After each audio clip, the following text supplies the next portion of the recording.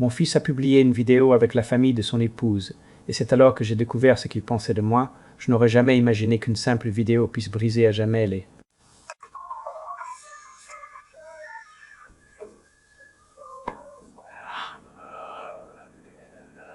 fondations de ma propre famille. Une nuit comme les autres, enveloppé dans le silence de ma maison, je faisais défiler l'écran de mon téléphone sans rien chercher en particulier. Soudain, mon fils était là, souriant aux côtés de son épouse et de sa belle famille. Il riait avec cette aisance de ceux qui n'ont aucun souci, parlant sans retenue. Et c'est alors que j'ai entendu les mots qui m'ont coupé le souffle. Je n'étais pas un père digne de respect. Je n'étais pas non plus un homme qui s'était sacrifié en silence pendant des années pour tout leur donner. Pour eux, j'étais un bon Ariane, un profiteur, un fardeau ingrat dont ils se moquaient tout en profitant d'une vie que j'avais payée sans poser la moindre question. À cet instant précis, quelque chose s'est brisé en moi. Cela n'a fait aucun bruit, mais c'était complètement cassé.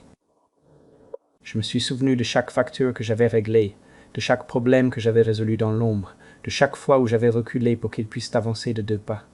Je me suis souvenu des promesses qu'ils n'avaient jamais remerciées et de la loyauté qu'ils ne m'avaient jamais rendue.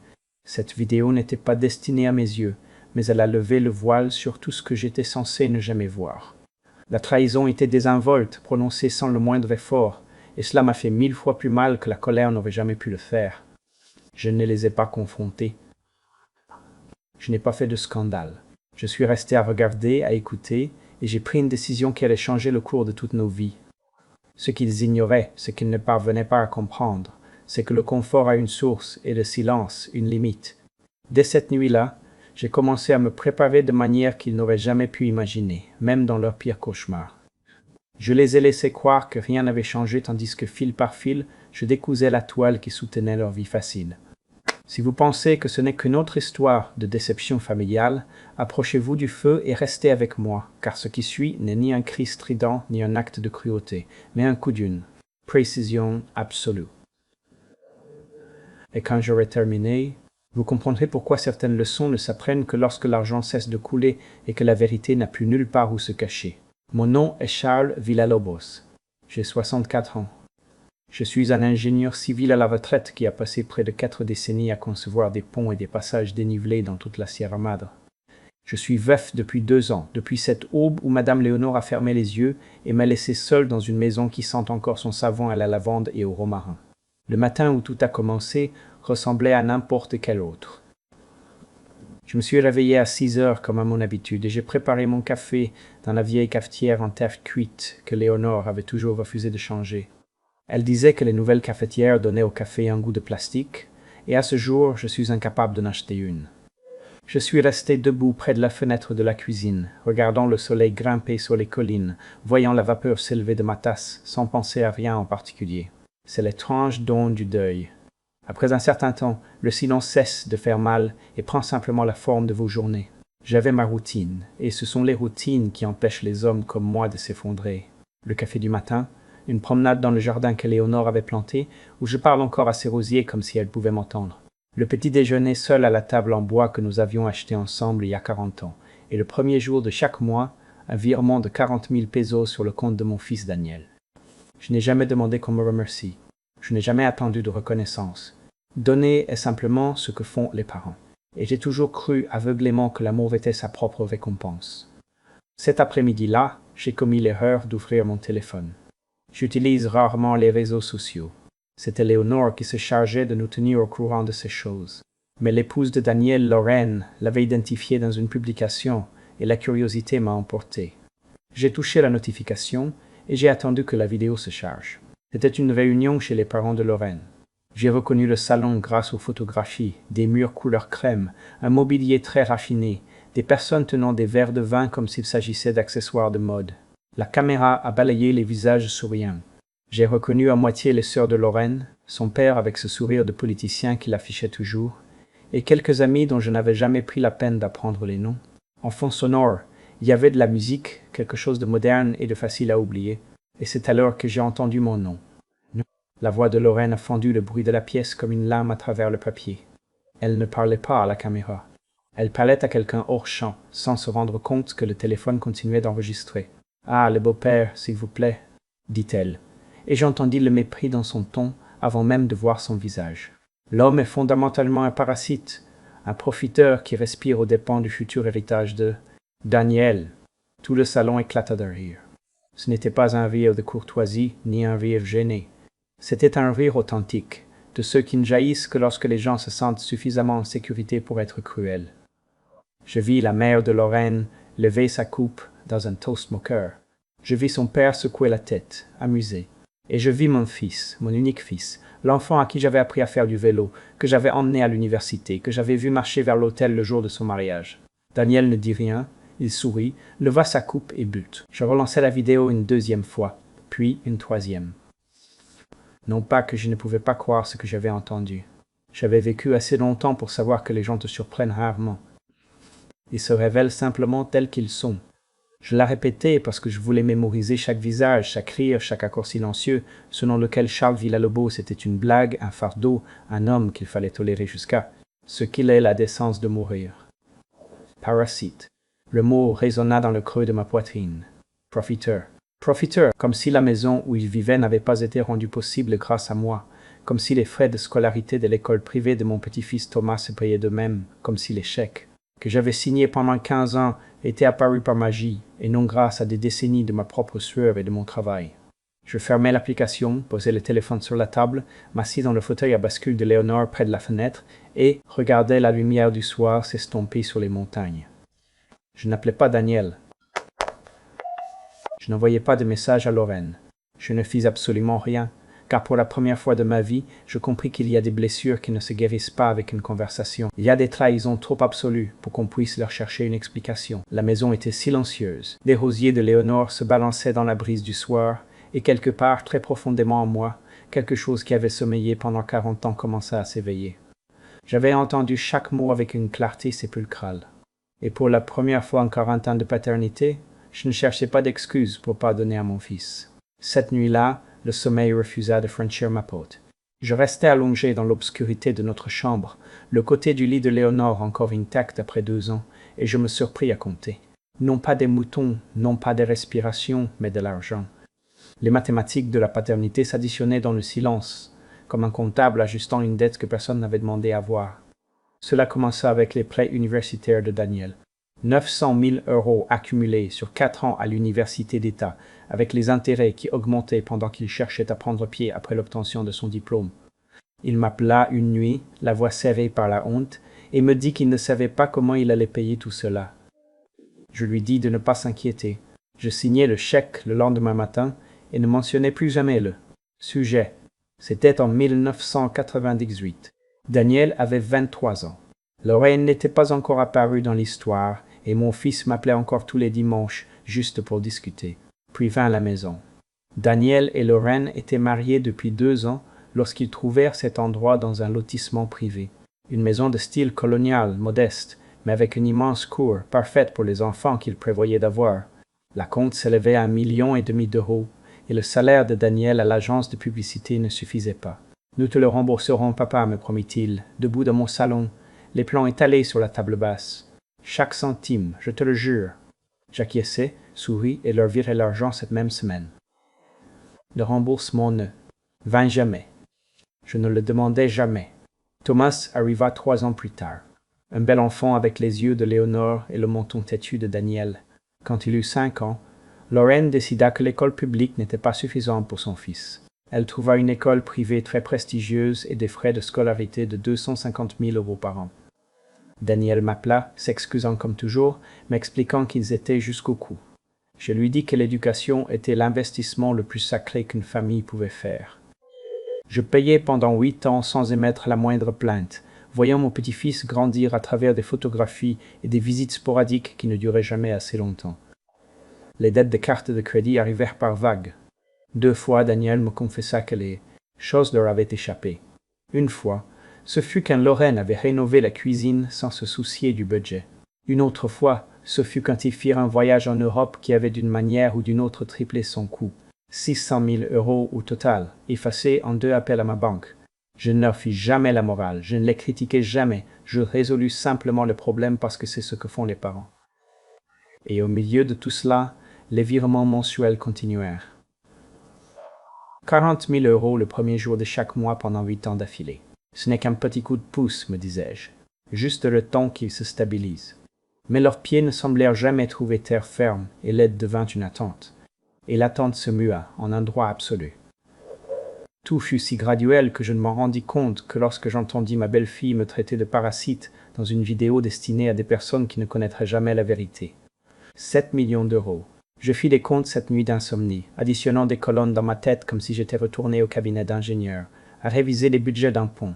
7 millions d'euros donnés à pleine main, sans contrat, sans intérêt, sans exiger le moindre gramme de gratitude. Léonore aurait su le chiffre exact. Elle tenait toujours les comptes mieux que moi, mais Léonore n'était plus là, et on m'avait laissé seul avec des chiffres que personne d'autre ne reconnaîtrait jamais. Elle avait tenté de me prévenir. Je me souviens maintenant de cette conversation avec une netteté effrayante, bien qu'à l'époque je l'ai écartée comme les angoisses d'une femme malade. C'était 3 mois avant la fin, quand le cancer lui avait déjà volé l'appétit, mais pas la lucidité. Nous étions assis sur le porche, regardant le coucher de soleil peindre les collines d'or. Elle prit ma main avec une force qui me surprit. « Ne les laisse pas voir les chiffres, Charles, me dit-elle. À l'instant où ils verront un chiffre, ils y verront une obligation, pas un cadeau. Ils calculeront ce qu'on leur doit au lieu de valoriser ce qu'on leur a donné. » Je lui dis qu'elle était pessimiste. Je lui dis que la famille n'avait pas besoin de comptable. Assia. Je lui dis que l'amour suffisait, que la gratitude naîtrait d'elle-même, que Daniel était notre chair et notre sang, et que Lorraine était son épouse, et que la famille pesait plus lourd que n'importe. Quelle feuille de calcul. Léonore se contenta de me regarder avec ses yeux sages et ne dit pas un mot de plus. Maintenant, allongé dans l'obscurité, je me rappelais autre chose. Durant sa dernière année de vie, Léonore commença à rencontrer en privé Marguerite Cienfuegos, son amie la plus chère de l'université. Marguerite avait été avocate spécialisée en droit patrimonial avant de prendre sa retraite. Elle était plus affûtée qu'un couteau et 2 fois plus mordante. Les réunions avaient lieu toutes les 2 semaines. Toujours chez Marguerite, toujours sans moi. Quand je demandais à Léonore de quoi elle parlait, elle esquissait cet sourire mystérieux et répondait « Des choses de femme, mon amour, rien qui puisse t'intéresser. » Je l'avais cru à l'époque. Je ne suis pas sûr de la croire maintenant. Que tramais-tu, ma chère Léonore? Qu'avais-tu vu que j'étais trop aveugle pour remarquer? Les questions tournaient dans ma tête comme des vautours au-dessus de la charogne, et le sommeil ne venait toujours pas. Je restais à fixer le plafond jusqu'à ce que l'aube se glisse à travers les rideaux, baignant la pièce d'un gris pâle, et je réalisais que mon épouse avait compris quelque chose sur la famille de notre fils que j'avais refusé de voir. Léonore avait tenté de me prévenir. Je n'avais simplement jamais imaginé qu'elle aurait eu tant de raisons. Le lendemain matin de ma nuit blanche, je décidai enfin de faire ce que j'évitais depuis 2 ans. J'allais ranger les affaires de Léonore, le placard rempli de ses vêtements, les boîtes de photographies, les tiroirs débordant de décennies de souvenirs accumulés. Je me dis que c'était le moment. Peut-être ce que je cherchais vraiment, c'était de la sentir à nouveau près de moi, de chercher des réponses dans les reliques de notre vie commune. Mais tandis que je classais ces affaires, mon esprit ne cessait de voyager dans le passé, au jour où Lorraine franchit pour la première fois la porte de notre maison. Daniel sortait avec elle depuis 6 mois et était impatient que nous rencontrions la femme qu'il prévoyait d'épouser. Je me souviens de Léonore me serrant la main, tandis que nous attendions dans le salon, avec une expression indéchiffrable sur le visage. Quand la porte s'ouvrit et que Lorraine entra, je crus comprendre pourquoi mon fils était tombé à ses pieds. Elle était belle, oui, mais c'était bien plus que cela. Lorraine avait le don de vous faire sentir comme la personne la plus importante du monde. Elle loua les talents culinaires de Léonore avec une telle sincérité que mon épouse rougit littéralement. Elle me posa des questions sur mon travail d'ingénieur avec une curiosité authentique, ou ce qui me parut authentique à l'époque. Elle proposa de faire la vaisselle, de débarrasser la table, de s'occuper du moindre détail. « S'il vous plaît, laissez-moi m'en occuper », répétait-elle encore et encore avec un sourire large et chaleureux. « Vous en avez déjà trop fait. Détendez-vous et profitez. » Nous fûmes enchantés, ou du moins je le fus. Léonore resta plus silencieuse que d'habitude cette nuit-là, observant Lorraine avec un regard que je ne sus déchiffrer. Quand plus tard je lui demandai ce qu'elle en pensait, elle resta en silence un long moment avant de dire « Elle est très lisse, Charles, trop lisse. » Je le pris pour un compliment. J'aurais dû l'entendre comme un avertissement. Le mariage fut magnifique. Les premières années semblèrent assez heureuses, mais à un certain point, la disposition de Lorraine à aider se transforma en quelque chose de complètement différent. Cela se produisit si lentement que je ne le remarquai pas avant que les schémas ne soient déjà figés. Elle commença à gérer le calendrier familial, décidant quand nous pouvions leur rendre visite et pour combien de temps. Noël, chez ses parents, devint obligatoire. Le dîner du réveillon de Noël était censé alterner, mais pour une raison quelconque, notre tour ne semblait jamais arriver. Quand le petit Thomas naquit, je tins pour acquis que nous verrions davantage notre petit-fils, mais ce fut tout le contraire.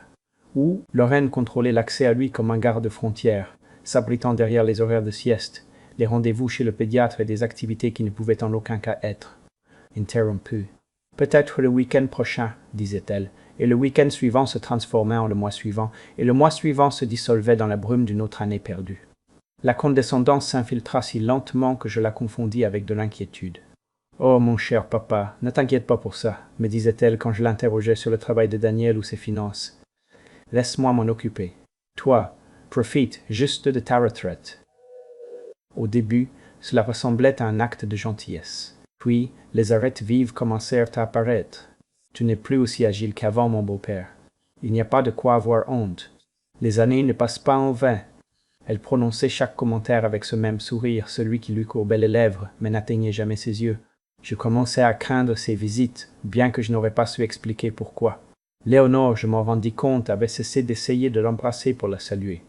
Je trouvai le journal dans le tiroir du bas du secrétaire de Léonore, sous un tas de vieilles cartes d'anniversaire et une photographie défraîchie du jour de notre mariage.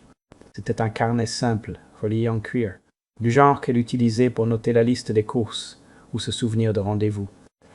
Mais en l'ouvrant, je me rendis compte que c'était autre chose. Ces pages contenaient ses pensées les plus intimes, écrites de sa calligraphie impeccable, datées et organisées comme les preuves d'un dossier qu'elle montait contre un accusé sans nom. Je tournais les pages, le cœur battant plus vite à chaque feuillet. La plupart étaient des réflexions quotidiennes, des inquiétudes concernant sa santé, des souvenirs de nos premières années ensemble, des notes sur des livres qu'elle voulait lire. Mais alors j'arrivai à une entrée datée de 3 ans avant sa mort, et les mots me glacèrent le sang. « Lorraine n'aime pas Daniel », avait écrit Léonore. « Elle aime ce qu'elle va hériter. » Je l'ai vu calculer chaque interaction, mesurer chaque preuve d'affection contre ce qu'elle pourrait gagner en retour. Charles ne me croira pas si je le lui dis. Prêtre et Voncas, il voit le bien en tout le monde, même quand il n'y a rien de bon à voir. C'est pourquoi je l'aime, mais c'est aussi pourquoi je dois faire quelque chose de mon côté. J'ai parlé avec Marguerite de nos options, des protections légales, des moyens de s'assurer que Charles soit en sécurité quand je partirai. Je ne sais pas encore quelle forme cela prendra, mais je refuse de le laisser sans défense face à cette femme. J'ai lu le paragraphe 3 fois, et chaque mot tombait comme une lourde pierre dans un puits d'eau calme. Léonore avait percé le déguisement de Lorraine des années avant que je n'entrevoie la vérité. Elle avait reconnu la prédatrice qui rôdait autour de notre famille, pendant que je m'appliquais encore à admirer son sourire. Et elle avait planifié quelque chose qui impliquait Marguerite, quelque chose de légal, quelque chose conçu pour me protéger d'une menace dont j'ignorais même l'existence. Je refermai le journal et le serrai contre ma poitrine, comme si je pouvais absorber la sagesse de mon épouse à travers les couvertures de cuir. Le soleil de l'après-midi entrait en diagonale par la fenêtre de la chambre, projetant de longues ombres sur le sol. Quelque part dans cette maison, ou peut-être en possession de Marguerite, des réponses attendaient d'être découvertes. Léonore ne m'avait pas laissé sans défense après tout. Elle avait simplement été assez sage pour ne pas parler de l'armure avant que je ne sois prêt à la revêtir. Mon épouse avait écrit cela 3 ans avant de mourir. Elle le savait, selon ce journal, elle planifiait quelque chose. La question était, allais-je laisser le journal de Léonore de côté cette nuit-là? Mais ces mots me poursuivirent dans toute la maison comme des fantômes. Elle avait vu le vrai visage de Lorraine des années auparavant. Elle avait tenté de me protéger d'outre-tombe, et je m'étais volontairement aveuglé tout ce temps. Mais tandis que je m'asseyais dans le salon qui s'assombrissait, voyant les ombres s'étirer sur le sol, mes pensées passèrent de ma belle-fille à mon fils. Lorraine était l'architecte de la cruauté. Oui, mais Daniel avait été son complice silencieux, et ce silence avait son propre poids, sa propre et particulière trahison. Les souvenirs arrivèrent sans que je les appelle, montant dans ma gorge comme de la bile. Je repensais à mon 70e anniversaire, il y a 4 ans déjà, lorsque Daniel et Lorraine avaient promis d'organiser un dîner en mon honneur. J'arrivais chez eux avec une bouteille de vin, et le cœur rempli d'une espérance stupide. La table était magnifiquement dressée avec des bougies vacillantes et des serviettes en tissu élégamment pliées. Mais il n'y avait que 4 couverts. Daniel, Lorraine, Thomas et une chaise vide que je compris bientôt être destinée à la mère de Lorraine, qui arriva 20 minutes plus tard, s'excusant à profusion. Je restai debout sur le seuil, la bouteille à la main, et compris qu'il n'y avait pas de place pour moi à mon propre dîner d'anniversaire. Le visage de Lorraine afficha une expression de consternation théâtrale. « Oh non !» s'exclama-t-elle en portant une main à sa poitrine. « J'ai complètement oublié. Pardonne-moi, mon beau-père. Laisse-moi apporter une autre chaise. » Elle fit en sorte que cela ressemble à une erreur innocente, mais je vis l'éclat d'autre chose dans ses yeux, de la satisfaction peut-être, ou simplement le plaisir d'une petite cruauté facile à nier. Daniel ne dit rien.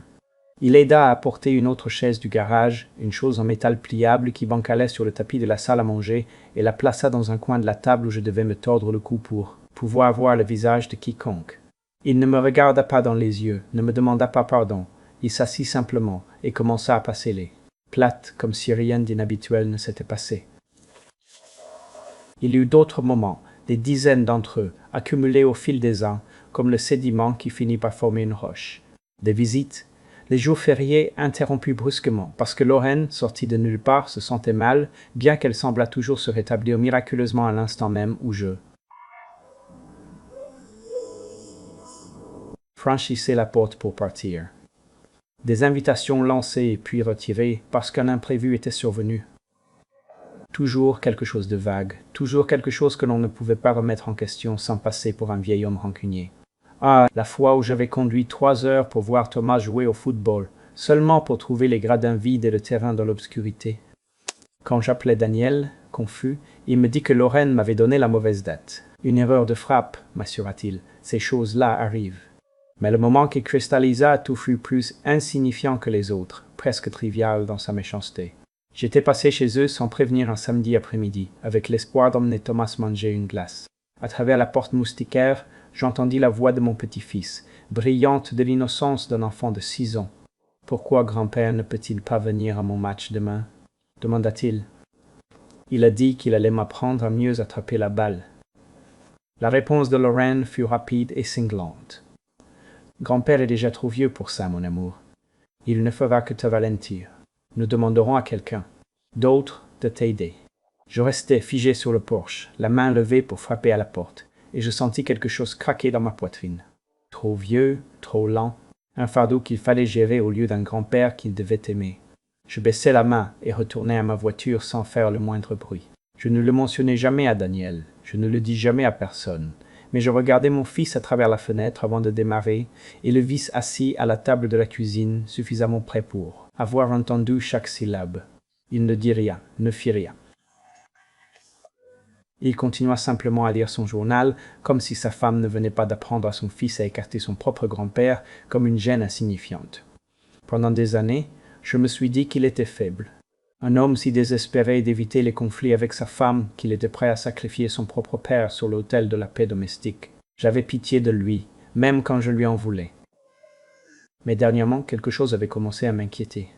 La façon dont il me regardait parfois quand Lorraine ne faisait pas attention. Ce n'était pas le regard vide d'un homme vaincu, c'était quelque chose de complètement différent. Ses yeux gardaient une qualité que je ne parvenais pas à nommer. De l'anticipation peut-être, ou de la culpabilité, ou quelque chose d'encore plus étrange, comme un homme attendant la permission de parler. J'avais essayé de déchiffrer cette expression, de comprendre ce qui se cachait derrière le silence prudent de mon fils, mais la réponse m'échappait. Peut-être. N'était-il qu'un lâche, comme je l'avais toujours supposé? Peut-être n'y avait-il rien sous la surface, que l'écho creux d'un homme qui avait choisi le confort plutôt que la conscience. Peut-être me trompais-je. Peut-être Daniel jouait-il un jeu à plus long terme que je ne le reconnaissais. Cela n'avait plus d'importance, plus maintenant. Assis dans l'obscurité de mon salon, avec le journal de Léonore posé sur la table à côté de moi, je pris une décision. Je n'allais pas donner d'explication à des personnes qui devraient déjà comprendre ma valeur. Je n'allais pas mendier le respect de ceux qui devraient l'offrir à pleine main. Je n'allais pas attaquer parce que la vengeance est épuisante, et je suis déjà trop vieux pour faire du théâtre. J'allais simplement arrêter. Arrêter de donner, arrêter d'espérer, arrêter de faire semblant que mon amour pouvait acheter ce qui aurait dû être offert sans aucun coût. L'horloge sur la cheminée faisait tic-tac à un rythme constant. marquant les secondes que je ne récupérerai jamais. Dehors, la nuit dans les montagnes était immense, glaciale et absolument indifférente aux petites tragédies familiales. Je fermais les yeux et laissais le silence me couvrir comme une couverture. Mon fils était resté silencieux pendant tout ce temps, mais le silence a de nombreuses formes. Il ne me restait plus qu'à découvrir la sienne. La décision d'agir vint en silence, sans fanfare ni cérémonie. Je me réveillai le lendemain de ma résolution avec une clarté que je n'avais pas ressentie depuis des années. Le brouillard du déni s'était dissipé, et à sa place, il y avait quelque chose de plus aiguisé, de plus focalisé. Je n'allais pas faire de grandes annonces ni lancer d'ultimatums. J'allais simplement commencer à tirer sur un petit fil à la fois pour voir combien de temps il leur faudrait pour se rendre compte que le tissu se défaisait. Je commençais par l'assurance automobile. Il y a quelques années, Lorraine m'avait appelé avec une requête enveloppée dans le langage de l'obligation familiale. Les primes d'assurance de sa voiture avaient augmenté, m'avait-elle expliqué, et l'argent était rare. Le salaire de Daniel ne suffisait plus. Cela vous dérangerait-il de couvrir les paiements pendant quelques mois, juste le temps qu'ils se remettent sur pied? La famille s'entraide, m'avait-elle dit, et j'avais entendu le sourire dans sa voix lorsqu'elle m'avait appelé mon beau-père, ce sourire qui tenait pour acquise mon obéissance. J'avais accepté sans hésiter. Les quelques mois s'étaient transformés en 1 an, puis en 2, et 4000 pesos quittaient mon compte chaque mois, avec la régularité d'une horloge suisse. Ce matin-là, j'appelai l'assureur et annulai la police. La demoiselle me demanda si j'étais sûr. Elle me rappela que la couverture serait suspendue immédiatement. Elle m'avertit des conséquences de conduire sans assurance. Je la remerciai de sa préoccupation et confirmai ma décision. Quand je raccrochai le téléphone, je ressentis quelque chose que je n'avais pas éprouvé depuis plus longtemps que je ne pouvais me souvenir. Il me fallut un instant pour identifier la sensation. C'était du soulagement. Le soulagement particulier de lâcher une charge dont on n'avait même pas réalisé qu'on la portait. Je n'appelais pas Daniel pour lui donner des explications. Je n'envoyais pas de message d'avertissement à Lorraine. Je laissais simplement le paiement être rejeté et attendis de voir ce qui se passerait. 3 jours s'écoulèrent dans un silence absolu. Je me consacrai à l'entretien du jardin d'Éléonore. Je me préparai des repas simples. Je lus des livres que je voulais terminer depuis des années. Le calme était presque une paix. Puis mon téléphone vibra avec un message texte et la paix s'évapora comme la rosée du matin. « Papa, il y a un problème avec l'assurance. Peux-tu vérifier? Merci. » Merde. Les mots de Lorraine brillaient sur mon écran, désinvoltes et exigeants dans la même mesure. Il n'y avait pas de salutation. Elle ne s'enquérait pas de ma santé ni de mon état. Juste la certitude absolue que je sauterais pour résoudre son problème, comme je l'avais toujours fait. Je lus le message 2 fois, posai le téléphone face contre terre sur le comptoir de la cuisine et retournai à mon café. 1 heure plus tard, le téléphone vibra de nouveau. « Bonjour, c'est un peu urgent. » Les 2 points d'interrogation transmettaient une irritation mal déguisée en préoccupation. J'imaginais Lorraine regardant son écran, attendant la réponse qui arrivait toujours, devenant de plus en plus furieuse de mon absence. L'image ne me procura aucun plaisir, mais aucune culpabilité non plus. J'avais passé 15 ans à répondre à chaque appel, à résoudre chaque crise, à avaler chaque mépris avec un sourire. Le silence que je lui offrais maintenant n'était pas de la cruauté, c'était simplement le son d'un homme qui avait enfin cessé de se porter volontaire pour sa propre humiliation. Le 3e message arriva cette même nuit, et le ton était passé de l'exigence à l'accusation. Il venait de Daniel. « Tu agis bizarrement. Qu'est-ce qui se passe ?» Je restai longtemps à regarder ces mots. « Tu agis bizarrement. » Pas un « je m'inquiète pour toi », ni un « je veux te parler ». Juste un rapport sur ma bizarrerie, livré sans contexte ni compassion. Je me demandais si mon fils avait vraiment écrit ces mots ou si Lorraine utilisait simplement son téléphone comme une arme. L'une ou l'autre option me déprimait également. J'éteignis le portable et le rangeai dans le tiroir de la console du couloir où il pouvait vibrer, sonner et exiger de l'attention sans perturber ma paix. Puis je me rendis à la chambre et sortis le journal intime de Léonore de sa cachette sous mon oreiller. Le cuir du carnet était tiède entre mes mains, comme s'il conservait encore la chaleur de son corps. J'avais déjà lu la plupart des entrées, traçant l'évolution de ses pensées, d'une légère inquiétude à une profonde suspicion, et finalement à quelque chose de très proche de la certitude. Mais cette nuit-là, j'ouvris une page que je n'avais pas examinée attentivement, datée d'à peine 2 mois avant que le cancer ne lui vole la voix pour toujours. L'entrée était plus courte que les autres, écrite d'une écriture qui tremblait un peu sur les bords. Je pouvais sentir l'effort. Chaque mot lui avait coûté. C'était la détermination de communiquer quelque chose de vital avant que le temps ne lui manque. Si Charles et ceci avait-il écrit, cela signifie que je suis parti et que tu es enfin prêt à entendre ce que je n'ai pas pu te dire de mon vivant. J'ai tant de fois essayé de te prévenir au sujet de Lorraine, de la façon dont elle regarde nos économies comme un loup guettant un cerf blessé, mais tu n'as pas voulu écouter. Tu ne pouvais pas écouter. Ta foi en la famille est la chose la plus belle et la plus dangereuse que tu possèdes. Je fis une pause, déglutissant pour défaire le nœud qui se formait dans ma gorge. Même dans ces derniers jours, Léonore m'avait mieux compris que je ne me comprenais moi-même. L'entrée continuait. J'ai pris des dispositions avec Marguerite, des protections légales, des garanties, des choses auxquelles Charles n'aurait jamais consenti si je lui avais demandé la permission. Marguerite sait tout. Le moment venu, elle t'expliquera. J'espère seulement que Charles pourra me pardonner d'avoir agi dans son dos. Tout ce que j'ai fait, je l'ai fait par amour. Il comprendra un jour, il comprend toujours. Je refermai lentement le journal, pressant la paume de ma main contre la couverture, comme si je pouvais traverser les pages et la toucher une dernière fois. Léonore avait planifié quelque chose d'assez important pour impliquer des avocats et des documents légaux, quelque chose qu'elle m'avait caché parce qu'elle savait que je m'y opposerais. Et Marguerite Cienfuegos, sa plus ancienne amie, détenait toutes les réponses. La maison s'installa autour de moi avec ses craquements et ses soupirs familiers. Dehors, le vent de la montagne murmurait entre les pins, apportant l'odeur de la terre froide. Je pensais appeler Marguerite immédiatement, exiger des explications, mais quelque chose m'en empêcha. Léonore avait écrit que je serais prêt quand le moment serait venu. Peut-être que le moment n'était pas encore tout à fait arrivé. Peut-être avais-je besoin de comprendre la profondeur de la trahison avant de pouvoir apprécier l'ampleur de sa protection. Léonore avait écrit « Marguerite sait tout ». Mais tout sur quoi? Je me rendis chez Marguerite Cienfuegos un mardi matin, alors que le soleil d'automne planait bas sur les collines et que les arbres au bord de la route brillaient comme de l'or contre le verre. Sombre d'épines. Elle vivait dans un modeste bungalow à la périphérie de Monterrey, le genre de maison qui suggère le confort sans une once de prétention. Léonore disait toujours que Marguerite était la personne la plus pragmatique qu'elle connaissait. Une femme qui avait passé 30 ans comme avocate spécialisée en patrimoine et qui avait pris sa retraite avec la sagesse de savoir exactement ce qui comptait dans la vie et ce qui ne comptait pas. Je ne l'avais pas prévenue de ma venue. Une partie de moi craignait que si je l'avertissais, elle ne prépare des réponses évasives et répétées. Mais lorsque je me garais sur le chemin de gravier et que je la vis debout sur le porche avec 2 tasses de café fumant, je réalisai que ma prudence avait été vaine. Marguerite m'attendait. Peut-être m'attendait-elle depuis des années.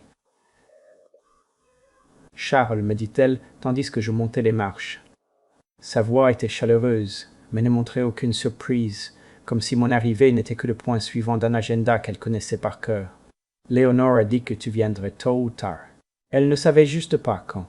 Elle me tendit l'une des tasses et désigna une paire de rocking chairs en bois qui faisait face aux montagnes. Je m'assis lourdement, soudain épuisé par le poids des questions que je ne savais comment formuler. Marguerite s'installa dans la chaise voisine, ses cheveux argentés captant la lumière du matin et ses yeux brillants de cette intelligence acérée qui l'avait rendue l'une des avocates les plus respectées de l'État. « Le journal, dit-elle, n'était pas une question. »« J'ai trouvé le journal, confirmai-je. Elle a écrit sur toi, sur des réunions, des protections légales, des choses qu'elle n'a pas pu me dire de son vivant. » Marguerite hocha lentement la tête, enveloppant la tasse de ses 2 mains. « Léonore t'aimait plus que tout au monde, Charles, mais elle te connaissait aussi. Elle savait que tu n'accepterais jamais de prendre certaines précautions si elle était vivante pour en discuter. Tu lui aurais dit qu'elle était paranoïaque, que la famille doit faire confiance à la famille, que Lorraine méritait le bénéfice du doute. » Elle marqua une pause et un sourire triste traversa son visage. « Elle appelait ça ta belle cécité, dit-elle. Cette façon que tu avais de t'obstiner à voir le bien en chacun, même quand les preuves indiquaient le contraire. » Je voulus me défendre, mais les mots moururent dans ma gorge. Léonore avait raison. Je me serais battu avec elle à chaque étape. « Parle-moi de mes finances, dis-je. Dis-moi plutôt ce que Lorraine contrôle réellement. » Marguerite posa son café sur la petite table et se pencha en avant. Son expression devint beaucoup plus professionnelle. « C'est le premier point que nous devons éclaircir. Lorraine croit qu'elle a une influence immense sur ta situation financière. Elle l'a mentionné à plusieurs personnes, y compris à un conseiller financier qu'elle a consulté l'année dernière au sujet de ce qu'elle a appelé la planification successorale familiale. Elle croyait s'être positionnée au centre de tes finances. Et c'est le cas, n'est? Demandai-je. Le sourire de Marguerite s'aiguisa. Pas le moins du monde. Elle se leva, entra dans la maison et revint un instant plus tard avec une épaisse enveloppe Kraft. Elle me la tendit et, en l'ouvrant, je découvris un résumé détaillé de ma vie financière, relevé bancaire, récapitulatif d'investissement, titre de propriété, solde des fonds de retraite. Je reconnus l'écriture de Léonore sur certaines notes en marge et ma poitrine se serra en la voyant. Commençons par les bases, dit Marguerite en se penchant en arrière dans le fauteuil à bascule. Ta maison dans la Sierra, celle que Léonore et toi avez achetée il y a 32 ans, est à ton nom et uniquement à ton nom. Léonore s'en est assurée lorsqu'elle a révisé tes documents il y a 5 ans. Ton portefeuille d'investissement. Environ 8 millions de pesos en fonds indiciels et obligations et dans des comptes dont tu es l'unique titulaire. Tes fonds de retraite, ta pension de la société d'ingénieurs, ta sécurité sociale, tout est à toi. Tout est intouchable pour quiconque d'autre que toi.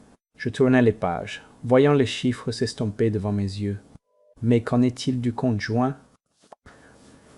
Daniel l'a ouvert, il y a des années. Il a dit que cela faciliterait les dépenses familiales. Marguerite hocha la tête.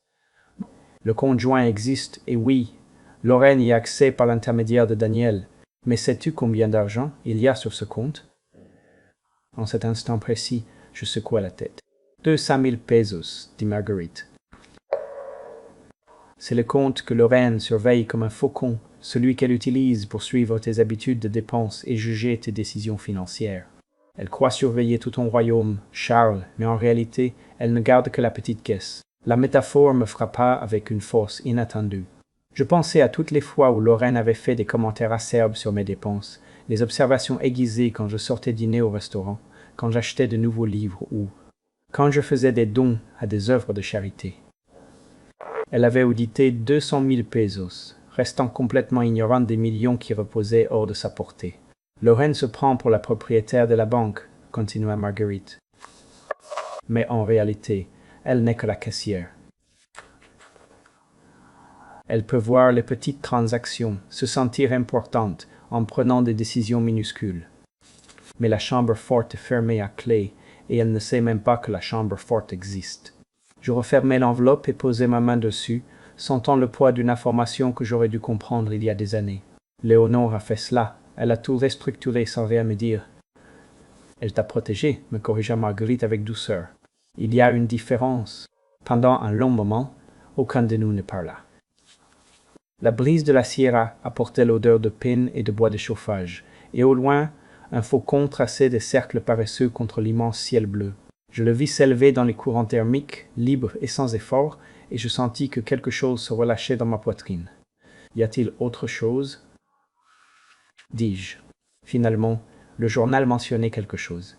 Que tu gardes, quelque chose que Léonore t'a confié. L'expression de Marguerite vacilla, une ombre brève traversant ses traits toujours sereins. Elle détourna le regard vers les collines, et je remarquai qu'elle serrait la mâchoire de manière presque imperceptible. Léonore m'a confié quelque chose. C'est vrai, elle a admis quelque chose de très important, mais elle m'a fait promettre de ne pas le révéler à moins que certaines conditions ne soient remplies. Quelles conditions? Elle me regarda de nouveau, et dans ses yeux, il y avait un mélange de compassion et de détermination de faire. Je ne peux pas te le dire, Charles. Pas encore. Léonore avait été très précise quant aux circonstances qui devaient déclencher l'étape suivante. Elle savait que son plan pouvait prendre des années à se développer, et elle était prête à attendre. Je le penchai en avant, la frustration me montant à la gorge. Marguerite, j'ai passé 2 ans à pleurer ma femme pendant que ma belle-fille me traitait de profiteur dans mon dos et que mon fils restait silencieux. Je crois que j'ai gagné le droit de savoir ce que Léonore planifiait. Marguerite tendit la main et me toucha le bras d'un geste doux mais ferme. Tu l'as gagné et tu le sauras. Mais pas aujourd'hui, fit-elle une pause, semblant peser ses mots suivants. Bientôt, je crois plutôt que nous ne l'aurions imaginé toutes les deux. Les pièces se déplacent plus vite que Léonore ne l'avait calculé. Marguerite cachait quelque chose que Léonore avait laissé derrière elle, et quoi que ce fût, elle avait attendu exactement ce moment. Les semaines qui suivirent ma visite chez Marguerite se transformèrent en une éducation silencieuse à l'art de la patience stratégique. J'appris que la victoire ne s'annonce pas toujours à coups de trompette et de fanfare. Parfois, elle avance en silence, document par document, signature par signature, pendant que ton adversaire reste joyeusement ignorant que le sol sous ses pieds a déjà bougé. Marguerite m'avait ouvert les yeux sur la réalité de ma situation financière, mais elle m'avait aussi montré quelque chose d'aussi précieux, la profondeur du délire de Lorraine. Ma belle-fille se croyait l'architecte de l'avenir financier de notre famille, alors qu'en réalité, elle n'était qu'une spectatrice assistant à la pièce depuis les sièges les moins chers, convaincue de diriger les acteurs sur scène. Or, je découvris l'ampleur de son délire par l'intermédiaire de Daniel, de toutes les personnes. Il m'appela un soir, soi-disant pour prendre de mes nouvelles, et laissa échapper que Lorraine racontait à ses amis qu'elle gérait les affaires de son beau-père, car il commençait à perdre la tête. Ces mots tombèrent comme des pierres dans une mare tranquille, propageant des ondes de colère glaciale dans ma poitrine. Cette femme, qui n'avait jamais gardé un emploi plus de 2 ans, racontait aux gens qu'elle gérait les finances d'un homme qui avait passé 40 ans à calculer des tolérances de charges et des projections budgétaires pour des projets d'infrastructure de millions de dollars. Mais je ne dis rien à Daniel, j'archivais simplement l'information dans ma tête et continuais mon travail avec Marguerite. Nous nous réunissions 2 fois par semaine dans son bungalow, toujours le matin, toujours avec du café fraîchement préparé et des dossiers remplis de documents qui requéraient mon attention. Marguerite abordait la tâche avec la précision méthodique de l'avocate qu'elle avait été pendant 30 ans. Chaque mouvement que nous faisions était légal, documenté et invisible pour quiconque ne cherchait pas spécifiquement. Premièrement, nous avons mis à jour mes désignations de bénéficiaires. La police d'assurance vie qui avait désigné Daniel comme bénéficiaire principal pendant 20 ans fut discrètement modifiée. Les comptes de retraite qui seraient passés directement à mon fils furent restructurés avec de nouvelles contingences. Je n'éliminais pas Daniel complètement. Malgré tout, il restait mon fils. Mais j'ajoutais des couches de protection qui garantiraient que Lorraine ne pourrait jamais toucher un seul centime sans remplir des conditions qui lui seraient impossibles de satisfaire.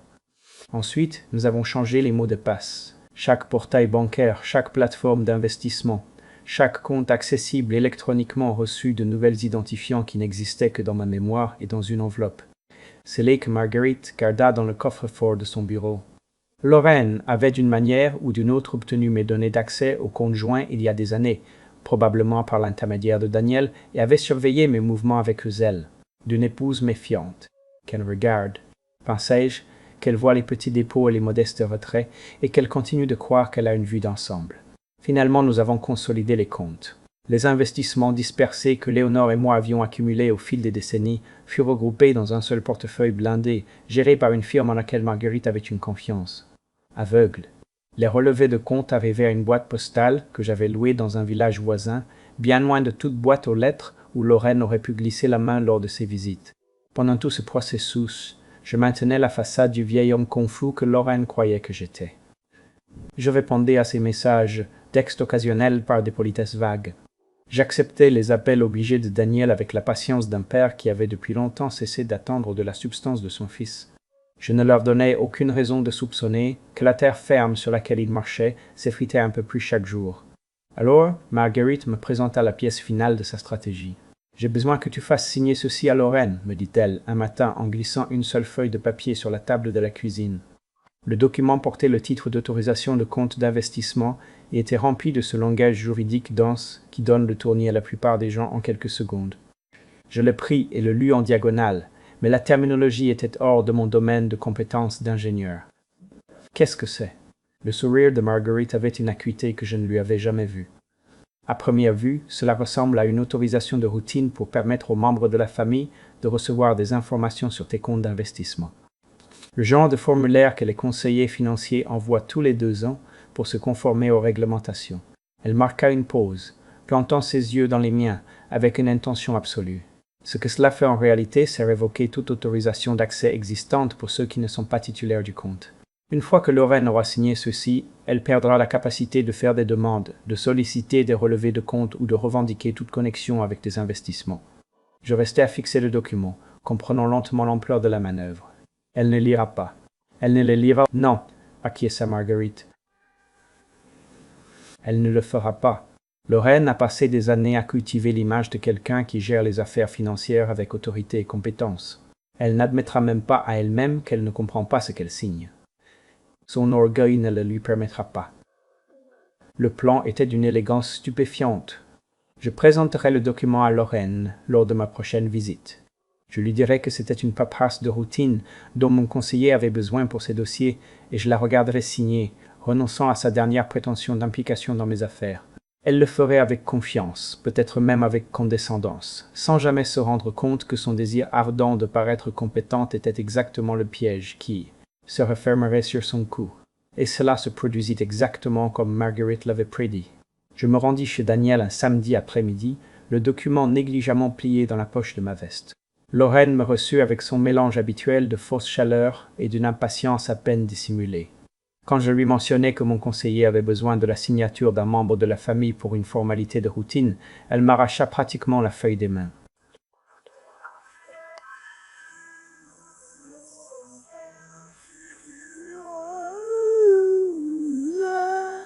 La signature à Sourachi fine.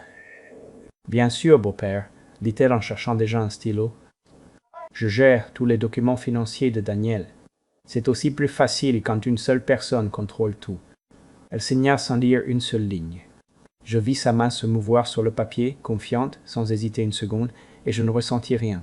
Ni triomphe, ni satisfaction, ni même le plaisir sombre de la vengeance. Seulement la reconnaissance silencieuse que parfois la justice n'arrive pas avec des éclairs et du tonnerre, mais avec le doux grattement d'un stylo sur le papier. Je la remerciai aimablement. Je rangeai le document dans ma poche et endurai une autre heure de conversation forcée avant d'inventer une excuse pour partir. Tandis que je rentrais chez moi, la lumière de l'automne s'éteignant à l'horizon, j'appelai Marguerite et lui fis part de mon succès. « Elle vient d'être mise à la porte du coffre-fort, observa Marguerite, et elle n'en a pas la moindre idée. » Lorraine croyait qu'elle était en train de gagner. Elle ne se rendit pas compte qu'elle venait de livrer la dernière clé de mon royaume. La première neige de la saison tomba le jour même où le monde, soigneusement construit par Lorraine, commença à se fissurer. J'étais debout près de la fenêtre de la cuisine, regardant les flocons tomber comme de petits messagers du changement, ressentant cette quiétude particulière qui précède toujours la tempête. Je ne savais pas encore ce qui se passait à 60 kilomètres de là chez mon fils, mais d'une certaine manière je le pressentais comme les vieux hauts qui devinent un changement de temps. J'appris les détails plus tard, reconstituant le puzzle à partir de fragments, de conversations à moitié entendues et du message vocal qui allait tout changer. Mais même sans les détails, je pouvais m'imaginer la scène avec une clarté parfaite. Lorraine était devant son ordinateur portable, carte de crédit en main, réservant les vacances qu'elle planifiait depuis des mois. Un voyage aux îles Maldives avait-elle vanté à ses amis. Des bungalows privés sur pilotis au-dessus des eaux cristallines, des soins de spa, des dîners 5 étoiles. Un voyage qui cimenterait sa réputation de femme du monde qui commandait des ressources, qui vivait la vie que d'autres ne pouvaient qu'envier. Le total s'élevait à 300 000 pesos. Lorraine saisit les numéros de la carte, avec la confiance de quelqu'un à qui l'on n'avait jamais refusé quoi que ce soit qu'elle désirait vraiment. Elle cliqua sur le bouton de confirmation et attendit le reçu qui validerait sa position dans la pyramide. Au lieu de cela, l'écran afficha 2 mots qui durent lui arrêter le cœur net. Transaction refusée. Elle tenta de nouveau, certaine qu'il s'agissait d'une erreur système. Le même résultat, elle sortit une autre carte, une liée au compte qu'elle croyait surveiller et contrôler, le compte qui, selon elle, représentait son accès aux ressources de la famille Villalobos. Refusée encore une fois. Lorraine appela la banque. Je peux imaginer sa voix dans ses premiers instants, le calme répété d'une femme habituée à ce que d'autres règlent ses problèmes. « Il doit y avoir une erreur, aura-t-elle dit. J'ai besoin de parler à un responsable. » C'est un compte familial joint. La réponse de l'employé dut être courtoise, mais ferme. « Madame, le système m'indique que vous n'êtes pas autorisée sur ce compte. Vous ne figurez ni comme titulaire, ni comme utilisatrice autorisée. C'est impossible. » Vérifiez à nouveau. Je l'ai vérifié 2 fois, madame.